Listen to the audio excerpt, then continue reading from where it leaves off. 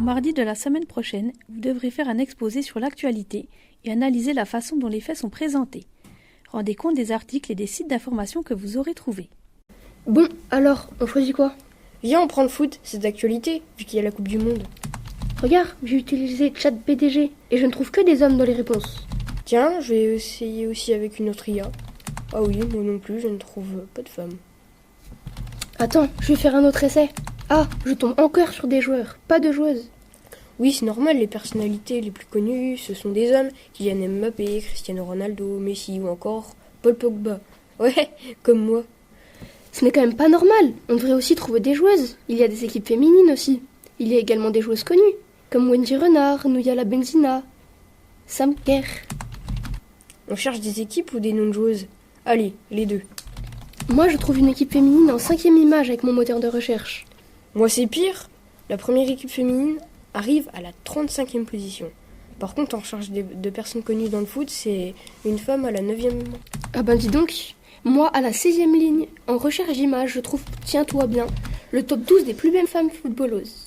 Eh ben, c'est navrant qu'on fasse primer la beauté au détriment des performances physiques. Vous voyez que le traitement dans l'information est différent. Les hommes sont plus représentés et les femmes sont sous-représentées. En plus, c'est comme si elles n'existaient que pour leur physique. On ne parle même plus de foot. Non mais oh, les filles, c'est mieux quand elles sont belles. Arrête, c'est nul ce que tu dis.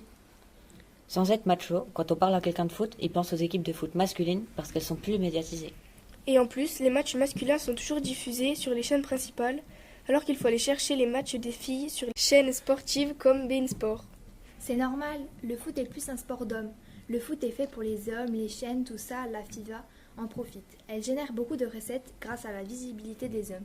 Et les filles aussi, elles regardent plus les matchs des hommes. Comme Elise, la fille de 4e 6, elle ne rate pas un match. Je ne suis pas d'accord, c'est un sport pour les deux, les femmes et les hommes. Moi, je trouve que les femmes devraient être davantage représentées. Même si on n'en parle pas, le sexisme, ça existe. En même temps, l'intelligence artificielle utilisée par les moteurs de recherche se base sur les données où il y a plus d'hommes que de femmes. Les femmes sont sous-représentées sur Internet, sauf pour leur forme, ou quand elles sont influenceuses. Oui, les IA donnent des résultats qui sont plus orientés vers le masculin que vers le féminin. C'est parce qu'en réalité, le foot masculin est plus médiatisé. En plus, il n'y a que 10% de femmes parmi les licenciés. Et seulement 19% de femmes qui sont dirigeantes des associations sportives. Les IA ne sont que le reflet de la société. Quel est votre avis à ce sujet? Les IA fonctionnent avec les données qu'on leur a fournies.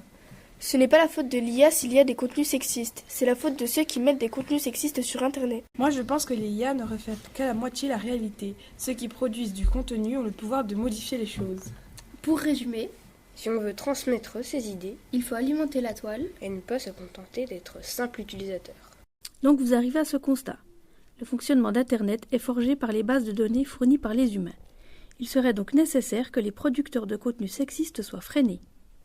Allez, au groupe suivant pour nous faire sa présentation.